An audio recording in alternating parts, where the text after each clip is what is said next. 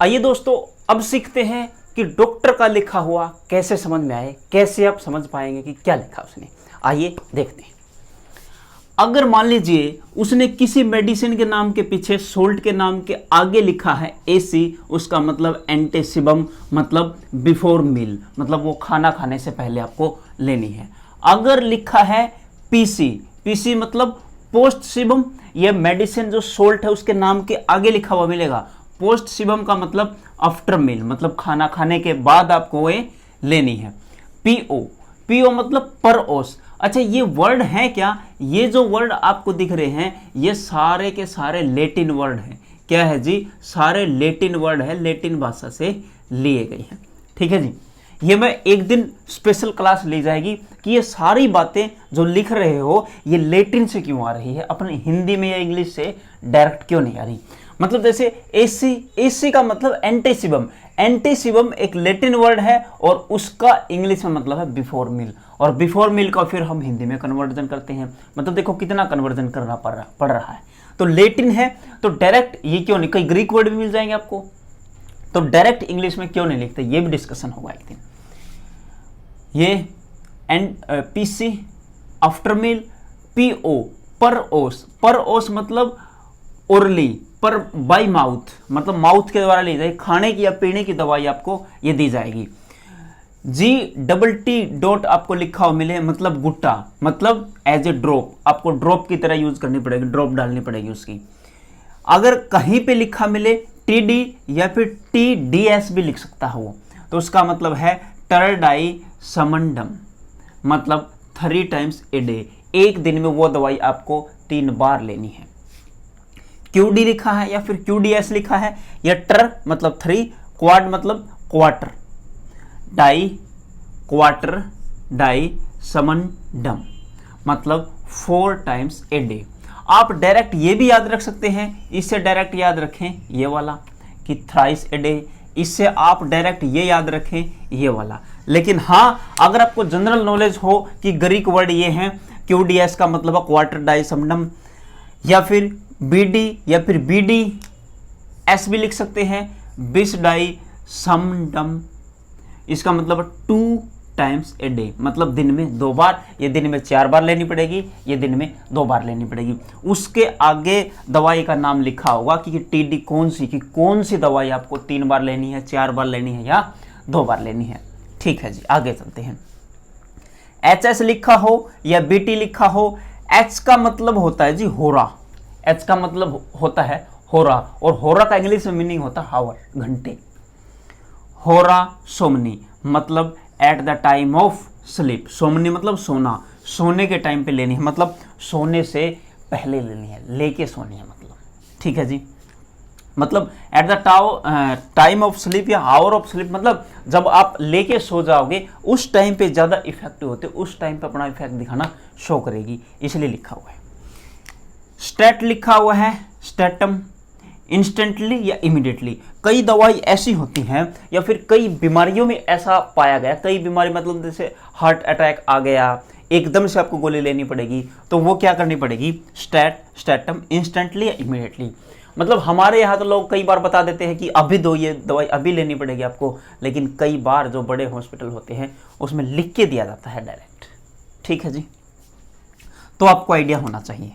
SOS मतलब साई ओपसिट, मतलब if need या फिर इफ नेसेसरी, मतलब ये दवाई आपको दे देगा और बोलेगा अगर आपको ज़रूरत हो तो आप एक्स्ट्रा भी ले सकते हैं। किस तरीके से, मान लीजिए पैरासिटामोल ले ली, पैरासिटामोल क्या करती है, 8 घंटे तक काम करती है या कुछ 6 घंटे तक भी काम करती है, सोल्ट पे भी डिपेंड रहती है चीज़ें। अगर 8 घंटे तक काम करती है और आपको बोला गया कि दिन में 1 लेनी है, तो 8 घंटे बाद भी आपको बुखार वगैरह की कोई दिक्कत आ रही है तो आप दोबारा फिर से ले सकते हैं। या फिर मान लीजिए कभी कभार चोट वगैरह लग जाती है, पेन ज़्यादा हो, पेन किलर दी जाएगी, तो हो सकता है कि दिन में 1 से काम न चले, दिन में दूसरी भी लेनी पड़ जाए। ठीक है जी, इसलिए बोला जाता है कि इफ़ नेसेसरी इफ़ नीडेड। आगे है एड लिब लिखा हुआ, एड LIB, एड लिबिटम, इसका मतलब क्या है, at pleasure as much as desire, आप ले सकते हैं जितनी आपकी इच्छा हो। कई मतलब ऐसी होती हैं जैसे आपको लेने के बाद आपको यूरिन आने लग जाएगा, तेज तेज आने लग जाएगा।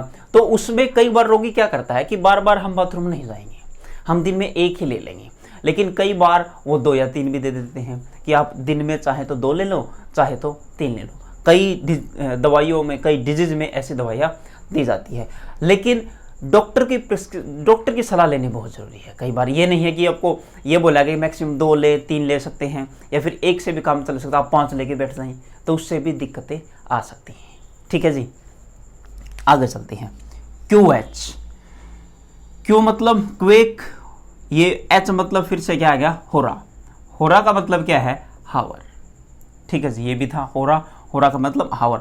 अगर QH लिखा हुआ है इसका मतलब ईच हावर, मतलब 1 घंटे बाद आपको ये दवाई लेनी पड़ेगी। आपको लिखा है Q2H या मतलब एवरी 2 हावर, आपके सामने लिखा है Q3H मतलब एवरी 3 हावर में लेनी है।